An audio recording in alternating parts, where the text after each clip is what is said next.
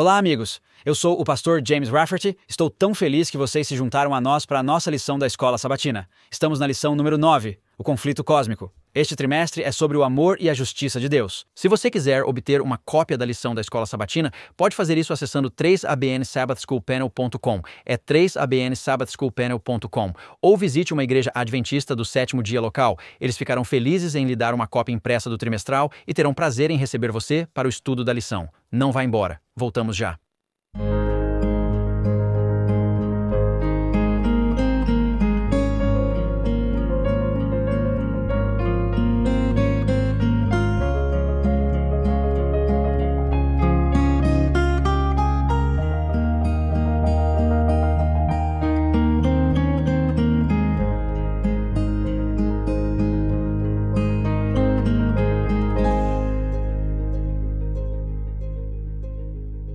Olá novamente, amigos. Bem-vindos e obrigado por se juntarem a nós. Estamos na lição número 9.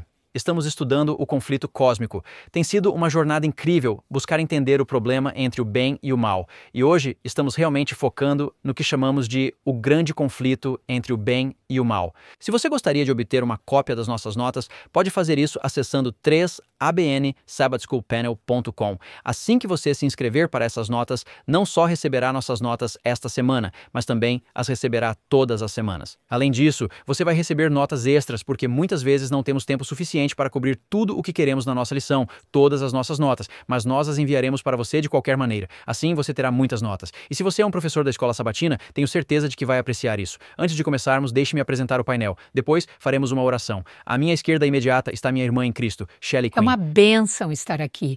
E o motivo pelo qual não conseguimos abordar todas as nossas anotações depende da rapidez com que falamos e do que inserimos. Eu tenho a lição de segunda-feira e é a origem da controvérsia na Terra. Tudo bem, e à sua esquerda imediata, meu irmão em Cristo, Daniel Perim. É muito bom estar aqui. Eu tenho a lição de terça-feira, a origem do conflito no céu. Certo, e à sua esquerda imediata, meu irmão em Cristo, pastor John Lomakang. Minha lição é sobre o foco da origem do conflito intitulada Se Você Me Adorar. Certo, e concluindo nosso painel está a minha irmã em Cristo, Jill Morricone. Muito obrigado, pastor James. Na quinta-feira, analisamos a natureza do conflito cósmico. Irmã Jill, você gostaria de fazer uma oração por nós? Claro. Pai Santo, viemos diante de Ti em nome de Jesus. Ao abrirmos a Tua palavra, pedimos que envies o Teu Espírito Santo para abrir nossas mentes, corações e compreensão. Ao olharmos para esta batalha entre o bem e o mal e escolhermos de que lado queremos estar, agradecemos pelo que vais fazer no nome precioso e santo de Jesus. Amém. Amém. Amém. Então, abrimos nossa lição do sábado olhando apenas alguns de nossos versos para memorizar ou algumas de nossas leituras das Escrituras. Vamos olhar em Mateus 13, de 24 a 27. Vou cobrir esses versículos com vocês, e então Gênesis 1, 31, Ezequiel 28, de 12 a 19, Isaías 14, de 12 a 15 e Mateus 4, de 1 a 11, assim como João 8, 44 e 45. Agora, o nosso verso para memorizar encontra-se em Gênesis 3, versículo 15. Aqui está o que ele diz: Porém inimizade entre ti e a mulher, entre a tua descendência e o seu descendente. Este te ferirá a cabeça, e tu lhe ferirás o calcanhar. Esta é a primeira promessa da Bíblia. E é importante, central para a teologia bíblica é o grande conflito entre Cristo e Satanás. E a ideia de um conflito cósmico entre Deus e criaturas celestiais que caíram e se rebelaram contra Deus é um tema proeminente das Escrituras. E nós lemos sobre isso em Mateus 13 e Apocalipse 12, 7 a 10. E também está muito presente na tradição cristã. Há muitos cristãos que ou rejeitaram ou negligenciaram essa ideia inteira. Agora, de uma perspectiva bíblica, contudo, o tema de um conflito cósmico continua dizendo que o reino de Deus é contrariado pelo diabo e seus anjos. Não é algo que possamos negligenciar sem perder muito do que as narrativas bíblicas abordam. Os evangelhos sozinhos estão cheios de referências ao diabo e demônios que se opõem a Deus. Para começar esta semana, vamos abordar como as duas perguntas seguintes podem ser respondidas de acordo com algumas passagens bíblicas cruciais. Pergunta número 1. Onde a Escritura ensina que há um conflito cósmico entre Deus e Satanás? Pergunta número 2. De acordo com as Escrituras, qual é a natureza do conflito? Essa é nossa introdução e lição de sábado. Vamos agora para a lição de domingo, que é intitulada Um inimigo fez isso. Um inimigo fez isso. Vamos ler Mateus 13, versículos 24 a 27, perguntando ou respondendo à pergunta: como esta parábola nos ajuda a entender nosso mal, o mal neste mundo? Mateus 13, começando com o versículo 24, outra parábola lhes propôs, dizendo: o reino dos céus é comparado a um homem que semeia boa semente em seu campo. Mas, enquanto os homens dormiam, seu inimigo veio e semeou joio no meio do trigo e foi embora. Mas, quando a erva cresceu e produziu fruto, apareceu também o joio. Então os servos, versículo 27, do dono da casa vieram e disseram a ele: Senhor, não semeaste boa semente no teu campo? De onde vêm os joios? De onde veio o mal? Agora, Jesus Cristo está usando esta parábola, que é uma ilustração tão prática e viva. Das pessoas do seu tempo, estão nos campos, são agricultores, estão semeando seu trigo, semeando seus grãos, e à medida que o grão cresce, há joio, há ervas daninhas que surgem com ele. Eles podem realmente se identificar com isso, e ele está usando isso para explicar todo este grande tema do conflito. O tema que precisamos entender desta perspectiva bíblica: Jesus conta a história do proprietário que semeia boas sementes, e então os servos perguntam: você não semeou boas? De onde vieram os joios? Assim, vemos o problema do mal. O mundo é inteiramente bom. De onde veio o mal que está nele? Agora, queremos olhar um pouco mais adiante nesta mesma parábola, Mateus 13. Vamos para o versículo 28 e ler até o versículo 30, à luz da explicação de Cristo aos servos sobre de onde veio o mal. E ele lhes disse: um inimigo fez isso. Um inimigo fez isso. Essa frase é a explicação completa que podemos dar para todo o problema do mal. Um inimigo fez isso. João 10, versículo 10, diz que Jesus Cristo veio para nos dar vida e vida em abundância. Mas o inimigo, o diabo, veio apenas para matar, roubar e destruir. Essa é a explicação que a Bíblia nos dá, e é bela, é simples e ainda assim é profunda. Bem, se um inimigo fez isto, por que você deixou o inimigo fazer isto? Então, estas são as perguntas que precisamos fazer. Mas ele diz: um inimigo fez isto. O servo disse-lhe: queres então que vamos e os recolhamos? Essa é uma resposta lógica, não é? Quer dizer, nós fazemos jardinagem e arrancamos ervas daninhas o tempo todo e achamos importante removê-las. Mas sabe o que acontece às vezes quando você arranca ervas daninhas em um jardim? Você também arranca as coisas boas, porque as raízes estão tão estreitamente ligadas que você pode realmente arrancar as coisas boas quando está arrancando as ervas daninhas. E acho que esse é o ponto que Cristo está fazendo. Devemos ir e arrancá-las? Mas ele disse: não faça isso.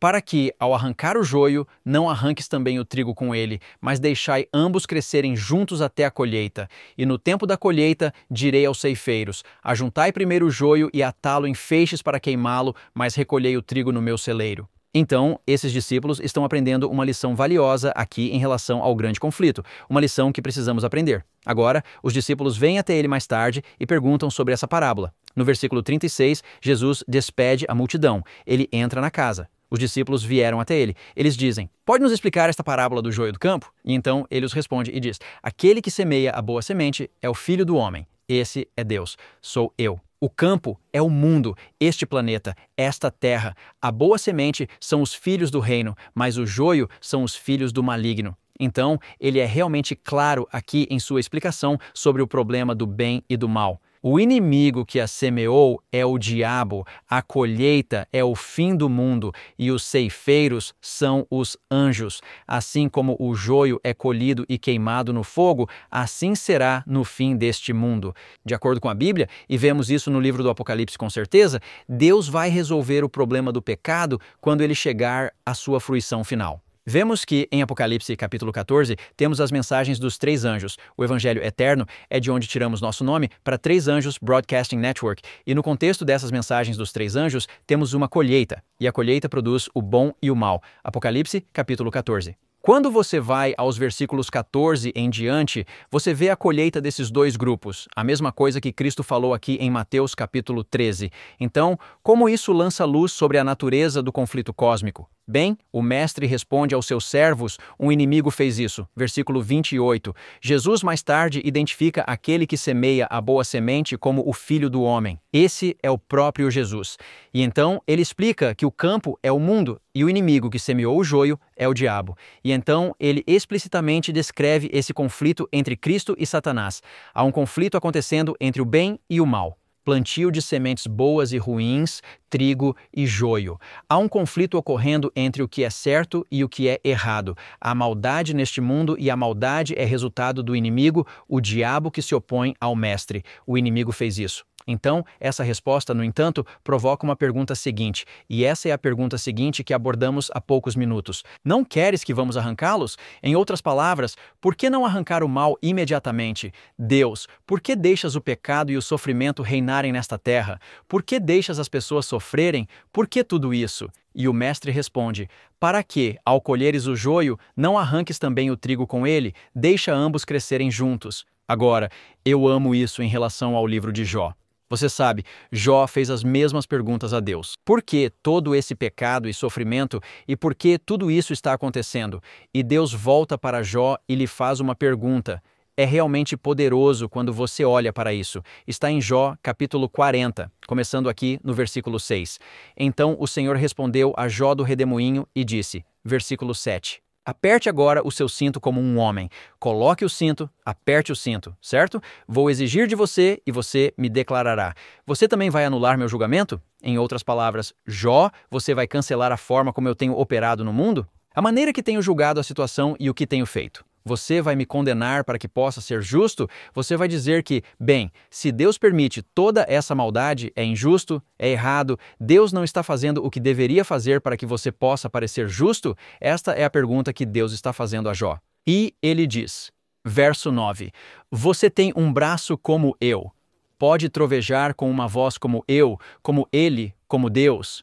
Verso 10, reveste-te agora de majestade e excelência, decora-te com glória e beleza. E, aqui está, espalha a fúria da tua ira e vê todos os que são orgulhosos e humilha-os. Olha para todos os que são orgulhosos e traz-os para baixo. Esmaga os ímpios no seu lugar. Certo, Jó? Se eu te desse todo o poder, se tivesses o poder do soberano do universo, se fosses o próprio Deus, o que farias? Apenas destruías os ímpios? Apenas os esmagarias? Tiraria-os do mundo, certo? Você retiraria todo o joio e toda a maldade que há no mundo de uma vez? E então ele continua a dizer isto. Esconda-os juntos no pó e cubra seus rostos em segredo. E então, o verso 14, confessarei a ti que tua própria mão direita pode te salvar. Em outras palavras, Jó, onde você vai parar? Onde você vai parar? Se você eliminar todos os ímpios, se destruir todos os malvados, com quem você para? Quero dizer, não há ninguém bom nesta terra, nenhum, certo? Então, você vai conseguir se salvar? Então, Deus está dizendo, estou lidando com o mal, estou lidando com o pecado, estou lidando com a maldade, com um julgamento e uma sabedoria que estão além da sua compreensão. Essa é a mensagem completa nestes últimos capítulos, Jó. Está além da sua compreensão. E você sabe, desde a fundação do mundo, eu entendi isso. Você estava no meu coração desde a fundação do mundo. Eu estabeleci um plano em Jesus Cristo para salvá-lo desde a fundação do mundo. Entenda isso, Jó, e confia em mim. Confia em mim. Eu vou cuidar desse problema. Vai ser difícil. É difícil para você, mas eu vou cuidar disso e vai dar certo. Então, alguns dos perigos que enfrentamos ao tentar arrancar o joio do trigo agora é que não podemos ler os corações. Jó não podia ler os corações. Não sabemos quem é bom e quem é mau. Não sabemos quem pode ser salvo e quem não pode ser salvo. Veja a história de Nabucodonosor. Aquele homem vai estar no céu. Ele tem seu próprio testemunho no capítulo 4 de Daniel. E ainda há tempo para a mudança. As pessoas ainda podem mudar. E há espectadores que são impactados pelas ações que tomamos contra o mal. Então, precisamos deixar tudo isso com Deus. Oh, eu gosto disso. Onde pararíamos se estivéssemos tentando destruir o mal agora? Meu nome é Shelley Quinn. Eu tenho a lição de segunda-feira, a origem do conflito na Terra. É interessante. Deus orientou Moisés a escrever 2 relatos separados da criação. Encontramos o primeiro relato em Gênesis 1, onde Deus se revelou como Elohim, o Deus eterno, autoexistente, que criou tudo a partir do nada e existe acima e fora de sua criação. Essa é a transcendência de Deus. Agora, O segundo relato está em Gênesis capítulo 2. E mesmo que isso esteja repetindo a narrativa da criação, é muito interessante porque Deus se revela por seu nome de aliança, Yahweh. Ele é o Deus amoroso, próximo e pessoal, Jeová, Yahweh, que existe em todos os lugares, dentro de sua criação. Essa é a imanência de Deus. Na conclusão do primeiro relato, em Gênesis capítulo 1, versículo 31, Deus viu tudo o que havia feito, e de fato era muito bom, assim a noite e a manhã. Estamos no 6º dia. Tudo bem. Deus acabou de dizer, está tudo muito bom, não há indício de mal na criação. Como o mal entrou na experiência humana? Se Deus criou o mundo, completamente bom. Como o mal surgiu na terra? No Éden, entre as muitas árvores bonitas que Deus plantou para eles, ele colocou 2 no centro do jardim. Havia a árvore da vida e a árvore do conhecimento do bem e do mal. Agora, isso é interessante. Isso significa que o conceito de mal existia em algum lugar. Deus avisou Adão e Eva para evitarem comer da árvore do conhecimento do bem e do mal. Ele claramente, em Gênesis capítulo 2, versículos 16 e 17, lhes deixa saber que, se comerem daquele fruto, morrerão. Esta era a única proibição do Senhor. Você percebe que Deus coloca limites em nós para nosso próprio benefício? Então, Adão e Eva eles poderiam exercer seu livre-arbítrio, eles poderiam comer de qualquer uma, mas se evitassem o fruto daquela árvore proibida, poderiam continuar a vida no paraíso. Esse era o pacto de vida de Deus com eles. Agora, os primeiros 11 capítulos de Gênesis, você sabe que cobrem 2000 anos de história mundial em apenas 11 capítulos. Então, quando chegamos a Gênesis 3, não sabemos quanto tempo Adão e Eva estiveram no jardim. A história apenas passa rapidamente pelo início da vida no jardim, avançando rapidamente para o dia em que Eva encontra uma serpente na árvore proibida. Agora, você sabe de uma coisa? Ela estava acostumada com essa criatura. Ela não ficou assustada. Porque a serpente, Deus não criou a serpente na forma similar a uma cobra que pensamos hoje. Não foi até Deus colocar uma maldição em Gênesis capítulo 3, versículo 14, sobre a serpente, que então ela teve que rastejar sobre o ventre durante o restante de sua existência. Mas o que ela não percebeu é que a serpente havia sido possuída por Satanás. Satanás estava usando a serpente como um meio e Satanás estava se disfarçando como um anjo de luz. Então aqui, refletindo a beleza deslumbrante com a qual Satanás foi criado, está esta serpente na árvore e isso captura a atenção dela. Então ele fala com um charme tranquilizador. Sua curiosidade foi despertada. O quê? Uma serpente falante? Então, sem Adão ao seu lado, Eva estava vulnerável à sedução de Satanás. Você sabe, Apocalipse 12, 9 nos diz que a serpente, o grande dragão, a serpente de antigamente, é chamada de Diabo e Satanás, que engana o mundo inteiro. O grande enganador sabia o que Deus havia avisado ao casal, mas ele sutilmente distorceu e deturpou a palavra de Deus. Esse é o seu modo de operar. Ele tentou iniciar uma conversa com ela. Gênesis capítulo 3, versículo 1, ele começa de maneira astuta. A serpente pergunta a Eva: Deus realmente disse que vocês não podem comer de toda a árvore do jardim? Agora a serpente está usando uma pergunta para lançar dúvidas sobre o mandamento de Deus. E adivinhe só, Eva defende entusiasmadamente a liberdade, a grande liberdade que Deus deu. Não, ele nos disse que de tudo há apenas esta única árvore da qual não podemos comer, porque ele nos avisou que se o fizéssemos, traria a morte. E então Este foi o erro dela. Ela entrou em uma conversa com o diabo. Não entre em uma conversa com o diabo. Isso o encorajou. E o que ele faz? Ele vem em Gênesis 3, 4. Agora ele vai contradizer diretamente a palavra de Deus. A grande mentira de Satanás. Ele diz: você certamente não morrerá.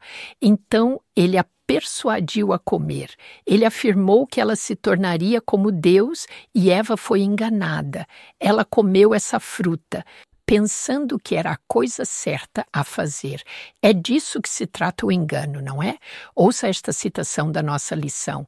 Aqui e em outros lugares das Escrituras, a natureza deste conflito é principalmente sobre o que e quem acreditar, o que está integralmente relacionado ao amor. E isso porque suas crenças sobre alguém, o que você pensa sobre essa pessoa, se ela pode ser confiável, isso impactará profundamente se você irá amar e confiar nessa pessoa.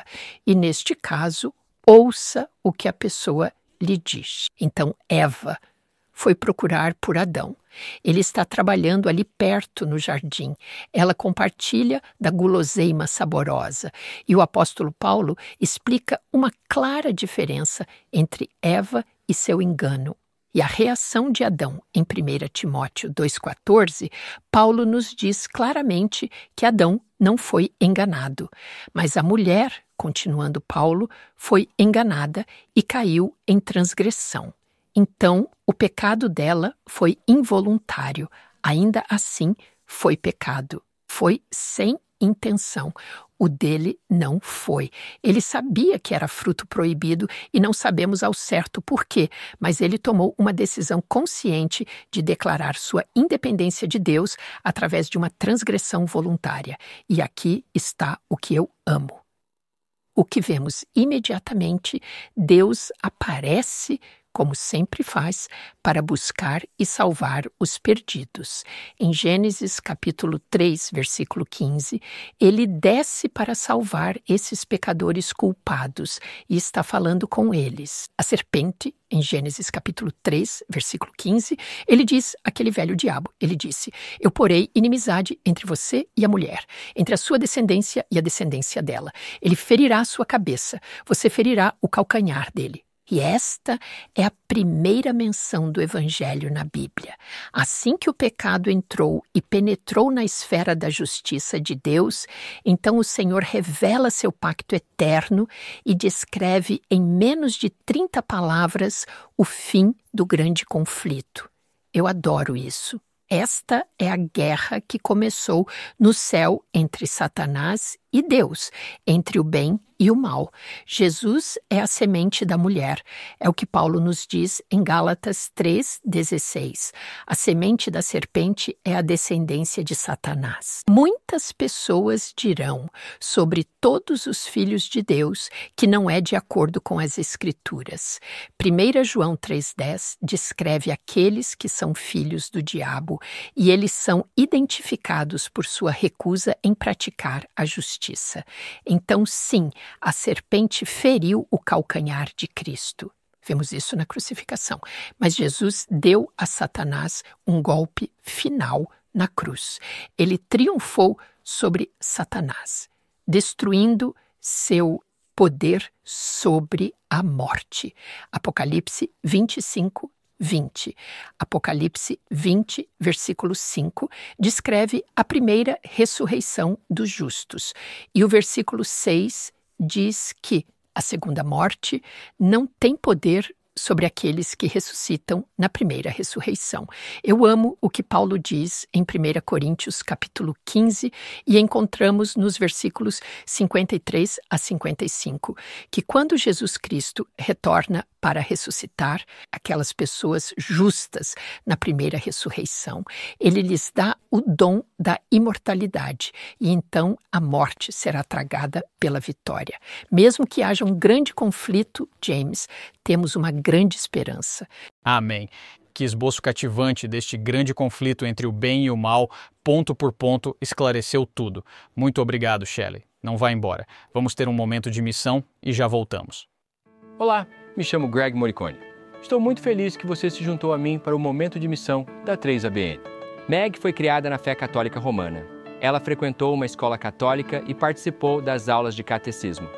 No entanto, tudo o que ela lembra de ter aprendido era sobre um Deus que castigava. Então, quando ela teve idade suficiente para dirigir, nunca mais voltou à igreja até anos depois. Um dia, os amigos de Meg convidaram-na para ir à igreja deles, e ela gostou muito dos serviços. Enquanto isso, ela estava ouvindo Loni Melachenko e a transmissão da Voz da Profecia no rádio enquanto ia para o trabalho. Eles ofereciam seus guias de estudo bíblico Descubra e ela se inscreveu.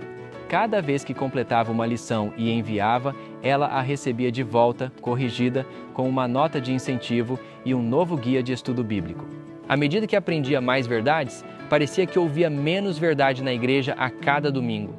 E quanto mais Meg tentava compartilhar o que estava aprendendo, mais lhe diziam que ela estava errada e que deveria simplesmente ficar calada. Finalmente, tomada pela tristeza e frustração, Meg parou de frequentar a igreja e implorou a Deus que revelasse mais verdade a ela. Como sabemos, Deus está esperando que perguntemos, e não vejo a hora de contar como ele respondeu a Meg da próxima vez no momento de missão 3ABN. Que Deus te abençoe de uma maneira especial hoje. Amém. E bem-vindos de volta. Espero que tenham gostado desse momento da missão. Vamos passar para a lição de terça-feira. Meu nome é Daniel Perim e acabamos de ouvir sobre a origem do conflito na Terra, porque é o primeiro lugar onde o vemos, mas algo aconteceu antes do conflito chegar à Terra. E é a origem do conflito no céu, que é o título de terça-feira. Agora, há muito para resumir em 10 minutos e não vamos cobrir tudo, mas vamos chegar lá. Há 2 textos nos profetas do Antigo Testamento que nos dão um vislumbre do céu antes da criação da terra, mostrando algo importante que aconteceu lá. Esses 2 textos, agora, não são os únicos, mas são realmente importantes. São Isaías 28, Ezequiel 28 e Isaías 14. Agora, esses 2 textos não são apenas descrições isoladas do grande conflito que estão aleatoriamente inseridas na Bíblia. Eles estão nesses lugares por uma razão, porque estão interagindo com as descrições do contexto histórico de Israel, porque Israel teve uma experiência onde eles estavam entendendo coisas que aconteciam nas nações ao redor deles. É como o pastor Heffert falando sobre Mateus. E assim, Jesus pinta para eles um quadro do grande conflito no que eles entenderam. E Israel entendeu o que estava acontecendo com as nações ao seu redor. E Deus, através dos profetas, pinta para eles, nesse contexto, um quadro do que aconteceu no céu. E Deus fez isso por 2 razões. Primeiro é que, quando Deus profetizou o destino das nações ao redor de Israel, quando essas profecias se realizaram, ligada a essas profecias estava a história do grande conflito. E então, eles podiam entender que essa coisa que não tinham visto e experimentado também era verdadeira, porque viam esses eventos profetizados na história da terra acontecendo ao seu redor. Em segundo lugar, as nações ao redor de Israel fornecem uma ilustração viva do grande conflito. Quando olhavam para a nação de Amon, Edom, Moabe, Egito, Babilônia e Tiro, eles viam uma ilustração viva do princípio de rebelião que aconteceu no céu. Agora, isso é a mesma coisa que pode acontecer conosco. Você e eu podemos passar por nossas vidas e, se estivermos olhando para os princípios na palavra de Deus, Deus nos revelará no contexto de nossas situações, em nossa casa, em nossa vida, no nosso local de trabalho. Podemos ver o grande conflito se desenrolando aqui e posso ver ilustrado o que aconteceu no céu. Então vamos olhar para Ezequiel 28. Esta é uma seção que apresenta julgamentos contra os inimigos de Deus. No meio desta seção, do capítulo 26 ao 28, há uma mensagem contra o reino de Tiro. E o versículo 2 diz o seguinte: agora estamos falando sobre o rei de Tiro. Diz o seguinte: assim diz o Senhor Deus, porque o seu coração se elevou e você diz, eu sou um Deus, sento-me no trono dos deuses no meio dos mares. Mas você é um homem e não um Deus, embora tenha colocado o seu coração como o coração de Deus. E vemos a mesma coisa repetida no versículo 6. Então, temos o contexto de que este rei estava reivindicando divindade, colocando-se no lugar de Deus. E agora o cenário está pronto para vermos o que aconteceu no céu. Então, essa mensagem agora vai tomar um rumo que vai deixar claro que Deus não está mais falando, através de Ezequiel, sobre o governante de carne e osso do rei de Tiro.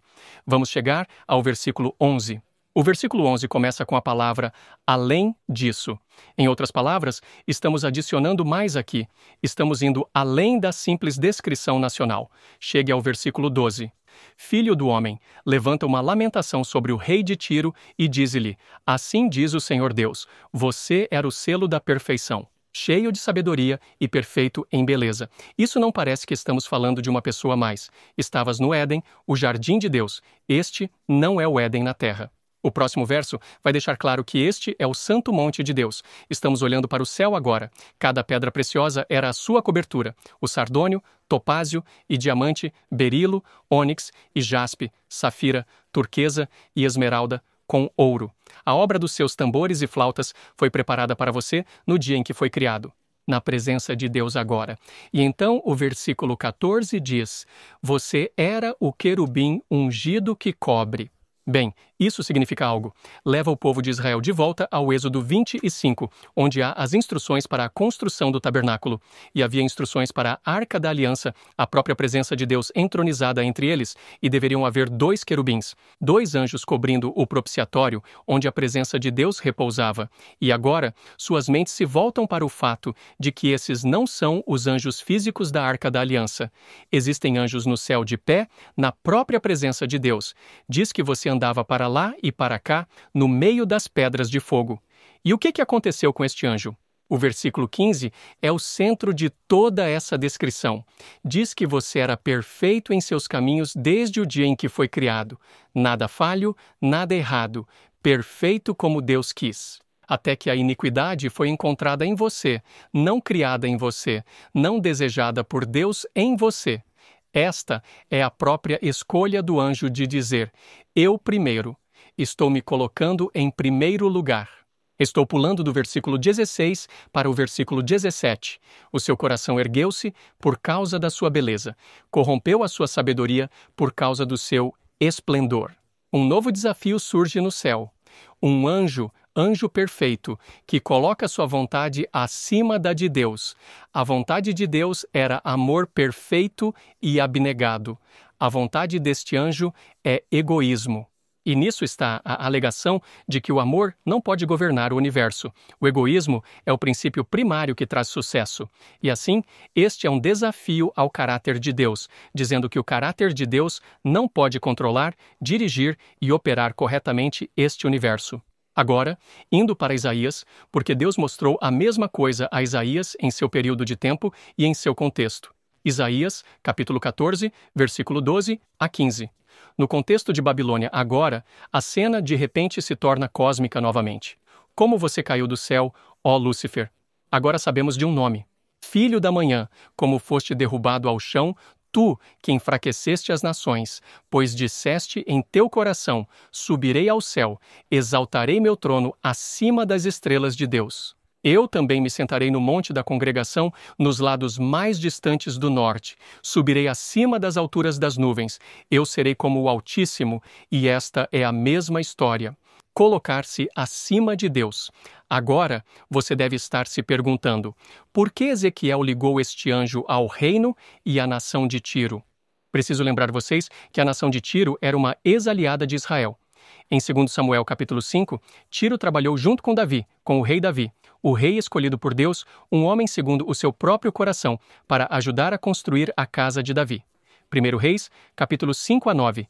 Para que Tiro forneceu materiais e trabalhadores para Israel? Para serem usados na construção do santuário de Deus na terra, o modelo na terra, segundo o padrão do santuário de Deus no céu. E em 2 Crônicas, capítulo 2, versículos 11 e 12, o rei de Tiro fala de Yahweh e abençoa o Deus de Israel. Então, por que Tiro é destacado aqui como esta ilustração de Lúcifer?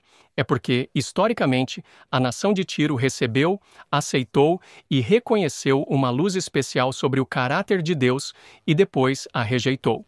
E assim, isso se torna uma ilustração de Lúcifer, que esteve na própria presença de Deus, tendo plena luz sobre seu caráter e se afastou disso. Tiro foi uma ilustração terrena para Israel e agora também para nós do grande conflito, estando na presença de Deus e desviando-se. E assim, Tiro ilustra a nível nacional o que Lúcifer fez a nível cósmico e o que agora também podemos escolher fazer a nível pessoal.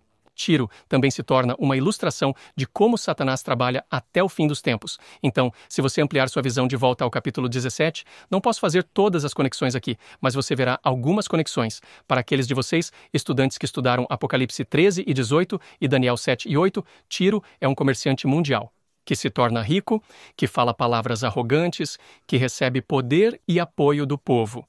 No versículo 13 do capítulo 27, eles comercializaram vidas humanas. Todas essas são uma imagem de como Satanás trabalha para possuir e controlar as pessoas e levá-las à sua filosofia, sua teologia, suas falsas ideias enganosas de que o que você pensa, o que você quer, é o mais importante, quando o que Deus quer verdadeiramente é o melhor. Então, o que isso significa no contexto de toda esta lição? A rebelião de Lúcifer no céu ocorreu no que poderíamos dizer ser o lugar mais religioso, mais espiritual, mais iluminado do universo, e essa é a própria presença de Deus. Então, se pensarmos que simplesmente ir à igreja, se pensarmos que simplesmente ouvir um sermão, se pensarmos, agora me perdoe aqui, se pensarmos que simplesmente assistir ao painel da escola sabatina é suficiente para nos manter conectados com Deus, para que não nos rebelemos, não será. Eu tenho que escolher em meu coração. Eu penso em Daniel, no capítulo 1. Ele decidiu em seu coração, pela graça de Deus. E isso é o que Lúcifer fez. Ele fez uma escolha. Isso é o que todo anjo no céu teve que fazer. E isso é o que você e eu estamos fazendo agora, fazendo uma escolha pela graça de Deus. Querido Pai no céu, oramos para que nos dê força e capacidade para fazer essa escolha por Ti, porque não podemos fazer isso sozinhos, só pela Sua graça. Lúcifer rejeitou isso, mas nós podemos fazer diferente. Amém. Amém. Obrigado, Dan. Você é maravilhoso. Minha esposa e eu estudamos Ezequiel há algum tempo e fizemos essa conexão com o comércio do rei de Tiro em Apocalipse 17 e 18. Conexão incrível. Esta lição é poderosa. O título da minha lição é Se Você Me Adorar. Agora, deixe-me apenas tornar este ponto muito claro. Trata-se de adoração. Adoração não é uma palavra religiosa. Adoração é uma palavra inócua. Pode ser religiosa se você a usa para adorar a Deus, mas é muito secular se você a usa para adorar coisas do mundo e deuses que não têm origem na divindade. Adoração é uma palavra incrível. Lembro-me de quando fiz a série sobre espíritos impuros. E na segunda versão, eu gravei a declaração feita por uma cantora muito famosa chamada Adele. E em abril de 2016, ela postou na sua página do Instagram, jovens assistindo a isso, vocês podem lembrar disso. Ela disse isso sobre a Beyoncé. Ela disse que chamou a Beyoncé de a pessoa mais inspiradora que ela já teve o prazer de adorar. Agora você pode não pensar que seja o caso, mas por que você acha que as pessoas são chamadas de fãs? É uma forma abreviada de fanáticos. E não há nada de errado em ser fã, mas não seja um fanático. Se você puder separar os dois, poderá admirar algo, mas quando isso se torna o foco predominante da sua vida, começa a ser uma forma de adoração. É tudo sobre adoração. Você encontrará desde o começo até o fim adoração, desafiando a adoração de Deus no céu. No final, a adoração será o foco. É por isso que João, capítulo 4, versículos 23 e 24, reduzem tudo à adoração, não apenas à música cristã. Mas observe os parâmetros de adoração. Estes são os únicos parâmetros aceitos por Deus. João 4, versículo 23. Mas a hora está chegando, e agora é. Quando observe verdadeiro adorador, não apenas adorador, os verdadeiros adoradores. Existem muitos adoradores, mas nem todos são verdadeiros. Eles adorarão o Pai, note, em espírito e verdade. O Espírito Santo movendo-se na vida da pessoa, levando-os à obediência aos mandamentos de Deus. O caminho de uma vida cristã. Não apenas dizendo, isso é o que eu prefiro na minha igreja, este é o tipo de música que eu prefiro. Não há nada de errado com as diferenças de música, mas agora as pessoas estão criando seus métodos. E, em essência, estão dizendo, quem é Deus para que eu deva obedecer à sua voz? É assim que vou adorar. Eles adoraram no Egito, por isso, quando o Senhor os tirou do Egito, Ele os ensinou a realmente adorar. Deixe meu povo ir para que me sirvam. E trazê-los de volta ao deserto foi a primeira marcha de Deus para trazê-los de volta à verdadeira adoração. João continua: que tipo de pessoas? Aqueles que adoram em espírito e em verdade. Versículo 24. Deus é espírito e aqueles que o adoram, olhem para a próxima palavra. Qual é a próxima palavra, Jill? Devem adorar em espírito e verdade. Muitas pessoas dizem que estão no espírito, mas você está na verdade? Muitas pessoas dizem que estão na verdade, mas você está no espírito? Eles têm que ir juntos, não se pode separá-los. Jesus é o caminho e não apenas a vida, o caminho, a verdade e a vida. Como o conflito começou, é como ele vai terminar. Apocalipse capítulo 14, versículos 6 a 7. Então vi outro anjo voando no meio do céu, tendo o evangelho eterno para pregar aos que habitam na terra, a cada nação, tribo, língua e povo, dizendo em alta voz: temei a Deus e dai-lhe glória. À medida que você encontra a antítese disso em Apocalipse capítulo 15, versículo 4. Deus vai receber glória, quer você a dê a ele ou não. Temei a Deus e dai-lhe glória. Tudo o que fizer, seja comer ou beber ou qualquer outra coisa, faça tudo para a glória de Deus. 1 Coríntios 10, 31. A glória de Deus foi roubada. Lúcifer tentou tirar isso de Deus e disse: serei como o Altíssimo. O Senhor está dizendo não. Adore-o. Temei a Deus e dai-lhe glória, pois a hora chegou. A hora do seu julgamento chegou e adore aquele que fez o céu e a terra, o mar e as fontes das águas. Não é qualquer tipo de adoração. Que tipo de adoração é essa? É a adoração ao Criador. O único digno de adoração, e é exatamente por isso que o sábado foi estabelecido. O único indicador, o dia que nos conecta ao adorador, que é o único que deve ser adorado. E eu digo isso novamente. O único que deve ser adorado. Quando você reconhece o sábado, é um sinal entre nós e o Criador, o único digno de ser adorado. Então podemos escolher nosso culto? Sim, podemos. Na verdade, foi sobre isso que a tentação no deserto tratou. Veja Mateus capítulo 4. Vamos analisar essas três formas, se puder. Mateus capítulo 4, versículos 1 a 11. Vou detalhar as três tentações. Então Jesus foi conduzido pelo Espírito ao deserto para ser tentado pelo diabo. Esse é um conceito por si só. O Espírito Santo levando Jesus para o deserto para ser tentado. Ele estava prestes a ir ao lugar onde Adão e Eva falharam. Mas agora, sem árvore bonita, uma terra árida, envolta nos resquícios do pecado. E o versículo 2 diz: e depois de ter jejuado 40 dias e 40 noites, teve fome. O diabo esperou até que Jesus estivesse em seu momento mais fraco. Não quando ele estava cheio, quando ele acabou de chegar, ele disse: eu tenho que esperar porque eu lembro no céu como isso terminou. Não vamos mexer com ele. Espera até ele estar com fome. E então a primeira tentação. Agora, quando o tentador veio até ele e disse: se você é o Filho de Deus, logo, Jesus poderia ter dito: você se esqueceu de mim? Eu sou o Filho de Deus. Veja isso. Só isso já foi o começo da tentação. Se você é o Filho de Deus, aqui está a próxima tentação.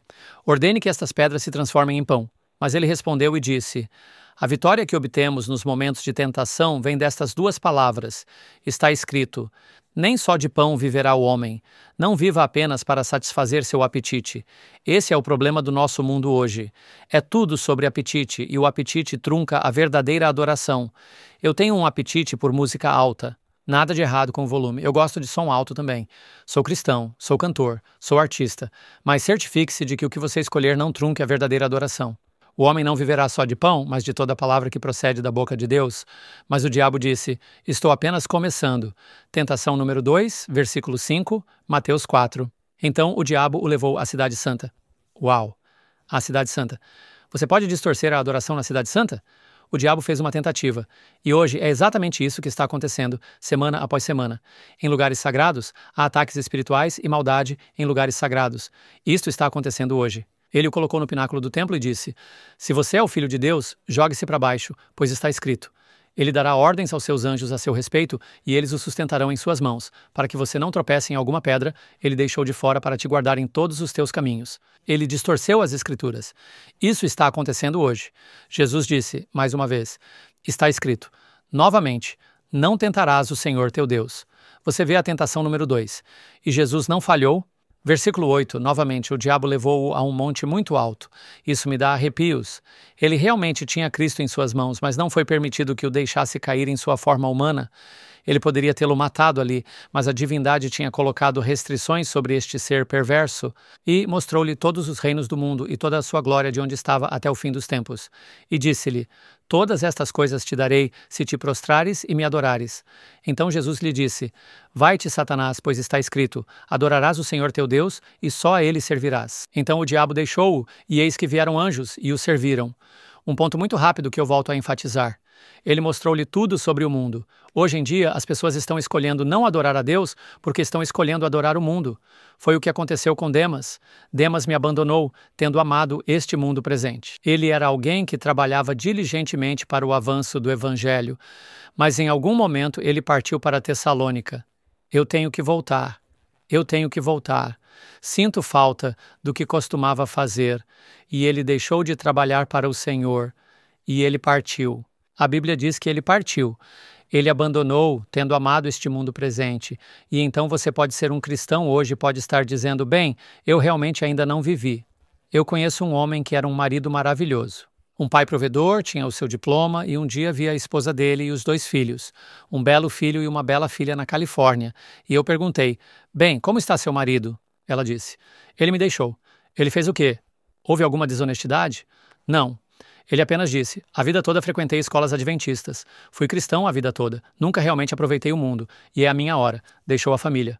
Ele abandonou o Senhor porque decidiu que a adoração a Deus não era suficiente e foi para o mundo. E da última vez que verifiquei, ele ainda está lá. Então, amigos, lembrem-se destes 4 pontos muito importantes. A adoração sempre tem um preço. Vai te custar algo. Vai te custar a eternidade ou ganhará a eternidade para você. A adoração é o gênesis de toda colheita. O que você semear, você vai colher. A adoração determinará a integridade da sua estrutura. Você ficará de pé quando o último grande conflito vier.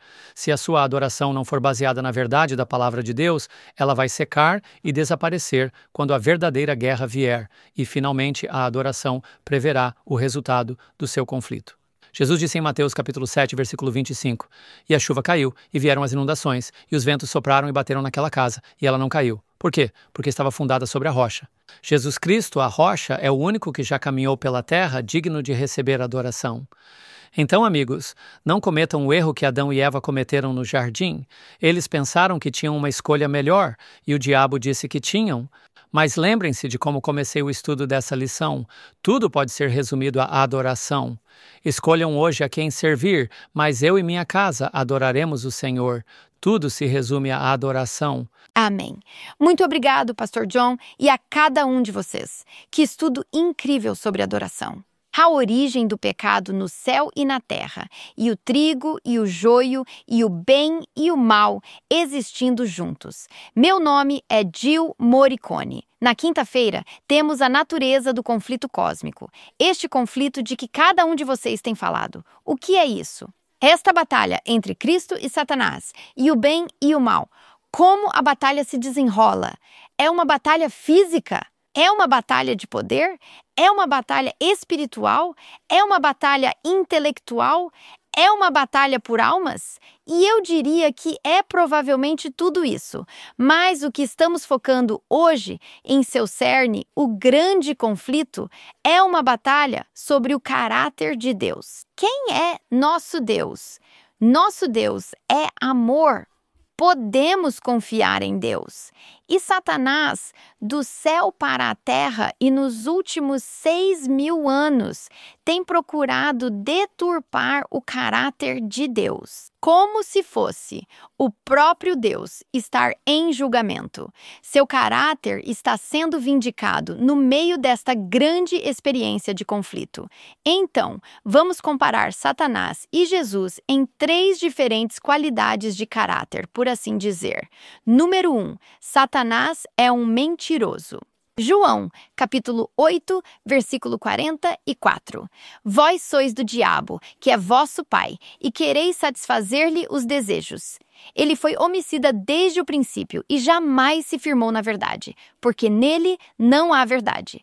Quando ele profere mentira, fala do que lhe é próprio, porque é mentiroso e pai da mentira.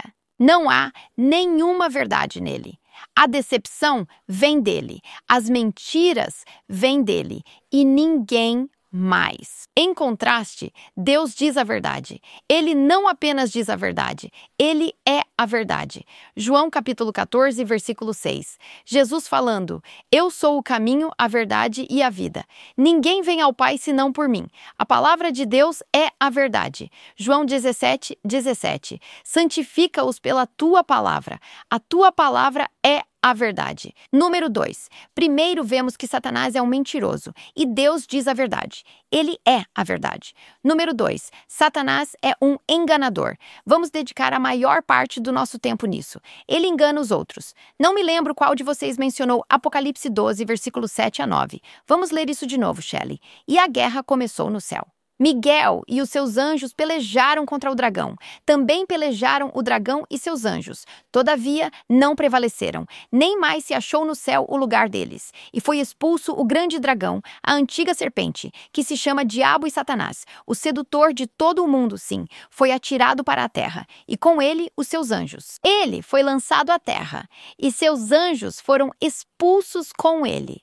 Ele enganou os anjos no céu, e então trouxe esse poder enganador para cá, buscando nos enganar na terra. Por outro lado, Satanás engana as pessoas ou as ilude. Jesus revela isso.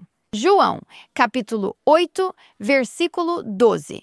Veja, nas trevas há engano. Nas trevas, você não pode ver claramente. Nas trevas, você não sabe qual é o caminho certo e onde está a verdade. Mas se o seguirmos, não vamos andar nas trevas.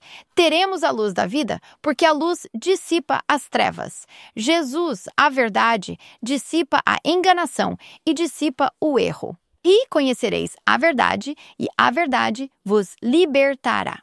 Como Satanás engana? Vamos dedicar um momento a isso. Ele engana, acredito, atribuindo a Deus seu próprio caráter, suas próprias qualidades de caráter e lançando dúvidas sobre o caráter de Deus. Esta citação é do Grande Conflito, página 498. Em seu trato com o pecado, Deus só podia empregar a justiça e a verdade, porque essa é a natureza do caráter de Deus.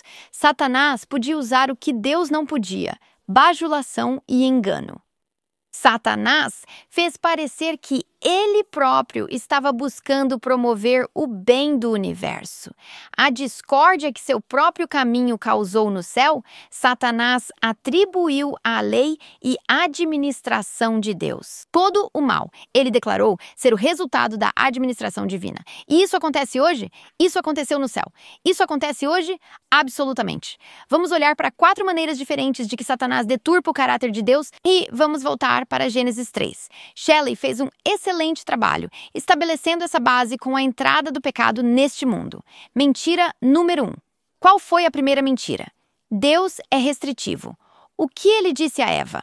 Deus disse que vocês não devem comer de toda a árvore do jardim? Será que Satanás não conta mentira hoje?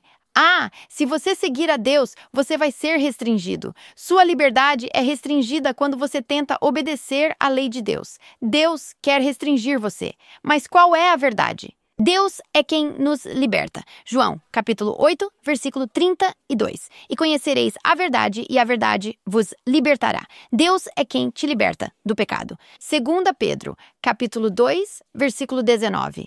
Prometendo-lhes liberdade, quando eles mesmos são escravos da corrupção, pois aquele que é vencido fica escravo do vencedor.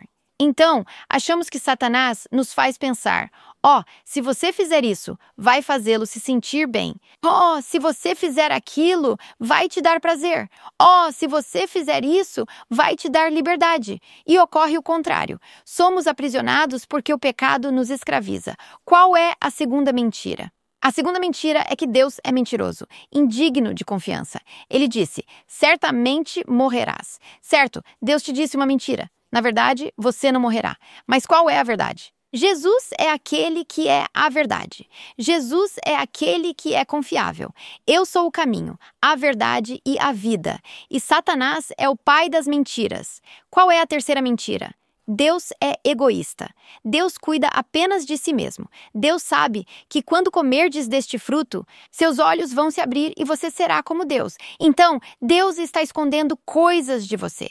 Deus é egoísta e Ele está apenas cuidando de si mesmo. Mas a verdade é, Cristo é altruísta.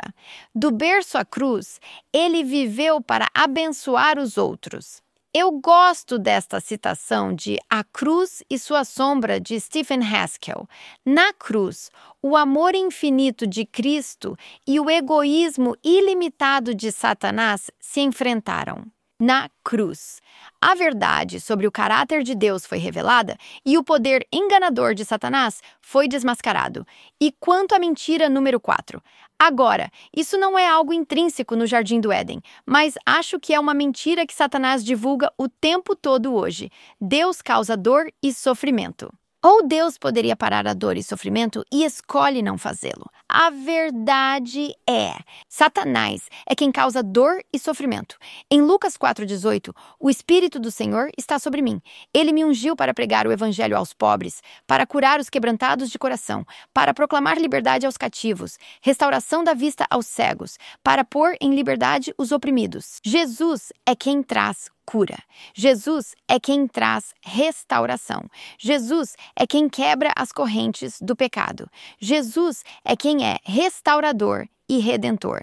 Então, quando Satanás te diz quem você pensa que é para falar com Deus, você não é nada além de um pecador.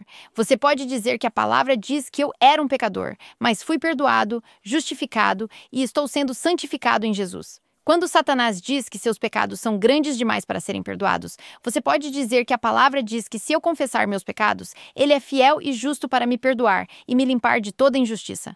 Quando Satanás diz que a lei de Deus é restritiva, você pode dizer que a palavra diz que a lei de Deus é a lei da liberdade. Quando Satanás diz que Deus não quer que você seja feliz, você pode dizer que a palavra diz que Ele quer me encher de toda alegria e paz, acreditando que podemos abundar em esperança pelo poder do Espírito Santo. Então, Satanás é um mentiroso. Deus é a verdade. Satanás é um enganador. Jesus revela a verdade. Finalmente, número 3. Satanás é um acusador, não é? Ele acusa os irmãos continuamente. O acusador dos nossos irmãos um dia será destruído. Louve o Senhor por isso. Ele nos acusa diante do Pai. Ele nos calunia. Em contraste, Jesus veio para destruir as obras do diabo, para combater as mentiras e calúnias de Satanás. No final das contas, ele destruiu o diabo e seu poder, porque o que você e eu escolhemos acreditar tem poder sobre nós. Satanás é um acusador, e ele definitivamente acusa os irmãos. Mas Jesus não faz isso. Ele encoraja os outros. A batalha e o grande conflito, a natureza do grande conflito, giram em torno do caráter de Deus. Pois Deus é amor. Amém. Amém. Obrigado, Gil. Lição poderosa. Temos alguns momentos para alguns comentários e começaremos com Shelley Quinn. Só quero lembrá-lo de que Gênesis 3 nos mostra muito claramente que a metodologia de Satanás é distorcer e torcer a palavra de Deus. Quando ouvir algo, sempre consulte a palavra para verificar e não seja como Eva. Não entre em uma conversa com o diabo. Amém. Não se esqueça disto, que no céu, 2/3 dos anjos escolheram a vontade de Deus. Então você está em boa companhia. Isso é o dobro dos que rejeitaram a vontade de Deus. E esses anjos são enviados para nos apoiar, fortalecer, ensinar, instruir e ajudar. E eles irão ajudá-lo. Amém. A gênese da verdadeira adoração não é se você vai me adorar ou não, mas escolher adorar a Deus em espírito e em verdade. É isso que o Pai está buscando na sua vida. Amém. A natureza do conflito cósmico é toda sobre o caráter de Deus. E se de alguma forma você tem uma compreensão distorcida do caráter de Deus, se Satanás entrou na sua mente quanto a isso, volte para a palavra de Deus. Abra essas promessas e descubra quem é o seu Deus. Amém. Amém. E lembrem-se, amigos, Jesus resumiu esse conflito cósmico, essa grande controvérsia entre o bem e o mal, com estas 4 palavras. Um inimigo fez isso. Isso não é de Deus. Isso é do nosso inimigo, Satanás, o diabo, o enganador. Queremos que vocês fiquem encorajados, pois na próxima semana daremos continuidade a esse tema. A lição da próxima semana é intitulada Regras do Conflito e será vital para nosso entendimento deste conflito cósmico. Vamos encerrar com uma palavra de oração. Pai Celestial, obrigado novamente por cada um de nossos telespectadores. Obrigado pela compreensão que nos deste sobre a lição deste trimestre e as percepções que recebemos esta semana. Obrigado por nos guiar através da Tua palavra. Obrigado por responder a tantas perguntas sobre este conflito. Pai, por favor, continua a guiar, dirigir e ensinar cada um de nós. Oramos em nome de Jesus. Amém.